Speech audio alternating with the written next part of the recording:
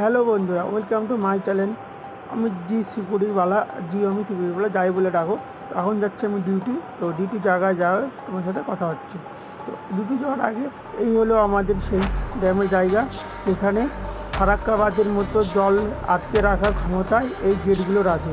এটি একদম ফারাক্কা বাঁধের যেমন গেট, সেম গেট। ফারাক্কা বাঁধের গেট আর এই গেটের কোনো তফাৎ নেই। তো যে দুটো গেটের কাজে একই, জল আটকে রাখা এবং জলবিদ্যুৎ উৎপন্ন করা।